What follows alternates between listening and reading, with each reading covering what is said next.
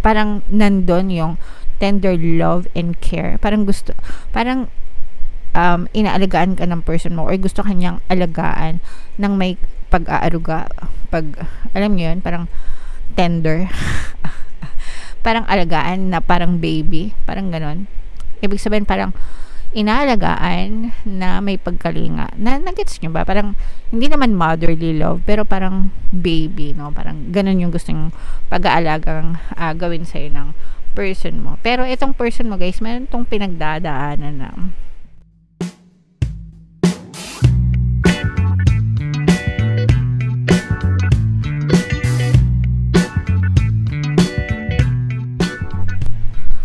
hello guys, hello Libra, welcome back to Pinoy Pixie Tarot. Ang pamagat ng episode natin for tonight is feelings reading, anong nararamdaman niya sa iyo. So ito yung check natin para sa nararamdaman ng inyong partner o specific person. General reading lang guys, pwede mag-resonate, pwedeng hindi, combination ng positive and negative energy. Pwedeng ma-pick up yung energy nyo, pwedeng ma-pick up yung energy ng person nyo. Roles can be reversed guys, if in case hindi kayo naka-resonate dito, pwede nyo panoorin yung video dun sa zodiac sign ng person nyo guys, baka nandun yung energy nyo. Alright? So, unahin natin to mga kapiksi, tingnan natin yung message sa inyo ng inyong partner or specific person. You speak to me through music. Wow, parang mala Taylor Swift lang. Meron tayong sometimes I stay awake thinking of you. I know I was a distraction from your pain. So, ito mga kapiksi, no, maganda naman itong mga messages niya sa inyo. Applicable to kahit hiwalay na kayo or nagsasama pa kayo mga kapiksi. Unang-una, sabi niya, you speak to me through music. Ibig sabihin nito guys, parang yung mga lyrics, no, kunwari meron siyang favorite song or meron siyang kanta na narinig. Kung ano yung lyrics na yun, parang nakaka-resonate siya dun sa feelings niya sa'yo or feelings mo sa kanya or dun sa nangyayari sa inyong current relationship. So, this is a good sign because ibig sabihin, nasa isip ka niya, which is very true because sabi nga niya, sometimes I stay awake thinking about you. So, palagi kang naiisip ng person mo, palagi ka niya naalala, even yung mga memories na pinagdaanan niyo siguro, mga kapiksilo. Excuse me. Palagi yun nare-reminisce ng inyong partner o specific person. Pwede ito guys, sabi ko nga, kahit magkahiwalay kayo or kahit in a relationship pa kayo or probably for some of you pwedeng LDR din kayo mga kapiksi. Alright? And I know I'm a distraction from your pain. I was a distraction from your pain. Ibig sabihin nito guys, alam niya na nakatulong siya sa iyo doon sa mga painful times na nangyari sa buhay mo. So, let's say, for example, in the past, nagkaroon ka ng problema, pwedeng personal problems sa trabaho, sa family, or sa previous relationship mo. Itong person na to is nakatulong siya ng malaki, no? Para makarecover ka, makamove on ka, para hindi masyadong mabigat sa'yo yung nangyari mga kapiksi. Alright? So, comment down below if feeling nyo guys naka-resonate kayo dyan sa mga messages niya sa'yo. So, dito naman mga kapiksi, tingnan naman natin yung emosyon na nakapaloob sa relationship nyo. Pwedeng nararamdaman nyo, pwedeng nararamdaman nila, pwedeng nararamdaman nyo parehas mga kapiksi.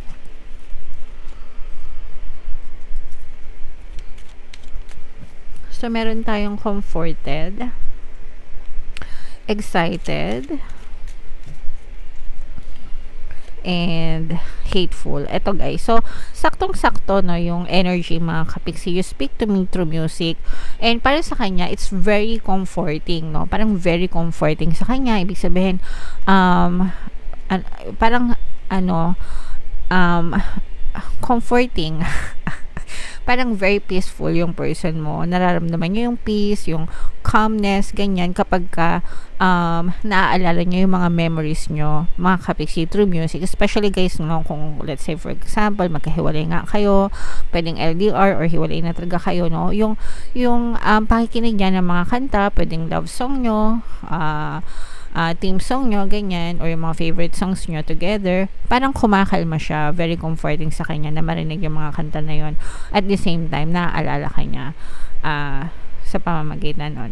And kapag naiisip ka niya sa gabi, no, or kung kailan man, guys, feeling niya, na-excite siya, no? Ibig sabihin, natutuwa siya kapag ikaw yung naiisip niya. Especially, guys, kung nakikinig kayo ng pampabalisa subliminal, no? Ito talaga yung the best na subliminal, guys, para palagi kayong isip-isipin ng person nyo. Kahit maghiwalay kayo, kahit na hindi na kayo nakikita, kahit magkalayo kayo, kahit binlock nyo yung isa't isa, kapag pinakinggan nyo yung pampabalisa subliminal, guys, literal na hindi sila matatahimik kaiisip sa inyo, mga kapiksi. So, the best subliminal natin yung, guys, pakinggan nyo, available yan dito sa YouTube natin, okay? And I know I was a distraction from your pain. So ito yung mga hateful na emotions, no, because of your pain na mga pinagdaanan, mga kapiksi. And parang feeling ko dun sa person mo, yung pain na yon, yung mga galit, sometimes kasi yung pain, parang equivalent siya ng galit, no? Sometimes akala natin galit tayo because of our pain or loneliness. And parang ganun din yung naramdaman ng person mo. Whatever pain na pinagdaanan mo, parang pinagdaanan niya din. And parang nagalit pa nga. Parang feeling ko nagalit itong person mo dahil dun sa mga pain na pinagdaanan mo. Siguro nagkaroon siya ng hate dun sa mga people na nanakit sa'yo, ganyan, or ganyan, inagrabyado ka. So, kaya may ganong klaseng emosyon, mga kapiksi. Alright? So, comment down below, guys. Pwedeng, again, guys, pwedeng energy nyo yan or energy ng person nyo. So, tingnan natin, guys. Dito naman, ito talaga yung feelings ng person nyo. Shuffle natin itong mga kapiksi. Again, roles can be reversed. Habang sinashuffle natin to, guys, panoorin nyo muna yung video natin regarding sa ating paano mag-manifest ng abundance video course. Kapiksi, sawa ka na ba sa mga struggles at hirap sa buhay mo? Masipag ka ba at masikap sa buhay ngunit hindi ka pa rin umaasenso? Ilang beses ka na bang nag-attempt magnegosyo at mag-invest pero palagi ka pa rin nalulugi?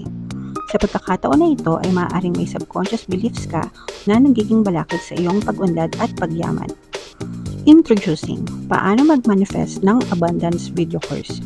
Dito ay matututunan mong ma-overcome ang mga balakid mo para tuluyan ka ng umunlad, umasenso, sumagana, maging matagumpay, successful at maswerte sa iyong kabuhayan, pera, trabaho, negosyo, salapi at kaperahan ng bonggang-bongga. Dali, mag-send na ng email sa pinoypixitaro@gmail.com at simulan na ang iyong pagyaman ngayon. Alright. So, sabay-sabay tayong magpayaman, guys, ngayon, 2024. Mag-avail na kayo ng course, mga kapiksi, kasi sobrang ganda talaga niyan. And good news, guys, no? Kasi ngayong March, meron tayong promo. Magbibigay ako ng 1 free pampaswerte subliminal, guys, sa lahat na mag-avail ng course until March 31. Kaya mag-avail na kayo, mga kapiksi, kasi sobrang ganda talaga niyan. Meron din tayong email coaching, guys, manifest your desires using the law of attraction. If meron kayo mga specific na gusto nyong i-manifest, pwedeng love and relationship, mga kapiksi, pwedeng money or career, pwede kayo magpabook ng email coaching session with me. Mag-send lang kayo, guys, ng email sa pinoypixitaro@gmail.com. So, Libra, kayo ay represent ng King of Swords. Ito yung feelings energy, mga kapiksi. Itong person mo, guys, may nililihim ito sa'yo, na meron siyang tinatago, kung ano man yung nililihim niya sa'yo. Pwedeng nagsisinungaling siya sa'yo, guys. Pwedeng may nililihim siya sa'yo. Pwedeng, siguro kasi nililihim niya kasi hindi ka naman nagtatanong. Or, pwedeng meron siya, sikreto, ganyan. Or, hindi siya nagsasabi sa'yo ng totoo, with the intention na baka masaktan ka, or parang hindi ka, feeling ng person mo, kapag sinabi niya sa'yo yon, hindi ka maniniwala sa kanya, mga kapiksi. So, merong, hindi ko masabing betrayal, pero pwede rin, parang mga 50% betrayal. Hindi siya betrayal na intentionally. Parang betrayal siya na parang meron siyang kailangang itago sa inyo, mga kapiksi. And ang intention ay hindi masama, kundi mabuti, pero hindi siya nagiging honest sa iyo right now, guys. Okay? So, yun yung nakikita natin. Parang meron siyang tinatago, pwedeng sa work niya, pwedeng sa personal na issues niya, mga kapiksi. Ganun yung nakikita natin. Kasi ito guys, parang merong pinagdadaanan itong person mo na mabigat, no? Na yun yung isa sa mga reason kung ba't hindi niya siya masabi sa'yo. Pwedeng ayaw niya na madamay ka, guys, or parang ayaw niya na madamay ka or mahirapan ka rin nang dahil sa kanya. Pero parang merong burden, may pabigat dito sa person mo. Pwedeng burden sa kanya yung hindi niya pagsasabi sa'yo ng totoo, no? Parang burden yun sa kanya. Pero parang gusto niya na i-fix yung issue niya on their own na hindi ka nadadamay. And probably, kapag ka natapos na yung issue na yun, tsaka niya sasabihin sa inyo, guys. Alright? Pero itong person mo, nakikita natin na parang nandun yung tender love and care. Parang inaalagaan ka ng person mo or gusto kanyang alagaan ng may pag-aaruga. Alam niyo yun, parang tender. Parang alagaan na parang baby. Parang ganon. Ibig sabihin parang inaalagaan na may pagkalinga. Nagets nyo ba? Parang hindi naman motherly love, pero parang baby, no? Parang ganon yung gustong pag-aalagang gawin sa'yo ng person mo. Pero itong person mo, guys, meron itong pinagdadaanan na I don't know, for some reason, meron siyang problema na pagsubok, challenges, no? Na gusto niya, meron siyang gustong itama, meron siyang failure, pwedeng sa relationship niya to guys, or sa personal life niya, pero meron siyang failure na gusto niyang itama. And feeling ko naman itong person mo, sasabihin niya ito sa'yo, kasi nga, parang lihim pero naninimbang pa siya or humahanap siya ng magandang tiyempo kung kailan niya sasabihin sa'yo dun sa time na kalmado ka siguro, yung hindi ka magva-violent reaction, ganyan. Pero parang feeling ko itong person mo, nagre-rehearse na siya sa isip niya kung paano niya yun sasabihin sa'yo. And yeah, sabi ko nga sa inyo, itong person na to, parang gusto niyang itama yung mga pagkakamali niya, ayusin yung buhay niya, mga kapiksi, and loyal and faithful sa itong person na to. At least dito sa spread na to, yun yung lumalabas, mga kapiksi.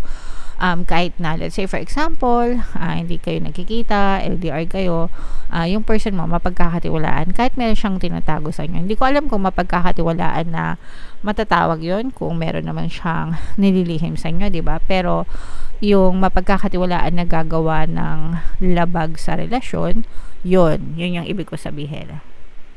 Mga kapiksi, kumbaga parang you will feel secure sa relationship dito sa person na to kasi alam mo na yung feelings niya sa'yo is totoo. Alright? Okay, so comment down below, Libra, if feeling nyo nakaresonate kayo dyan sa messages natin. Meron tayong mga relationship subliminal, guys. Ito yung playlist, lagay natin dito. Pwede nyo siyang pakinggan, makakatulong siya sa mga relationship nyo. And ito naman yung ating success stories ng paano mag-manifest ng abundance video course. Click here to subscribe, guys, and click here to join our membership program. Thank you for liking, sharing, and subscribing, guys, and see you again next time. I love you all. Have a nice day. Bye-bye.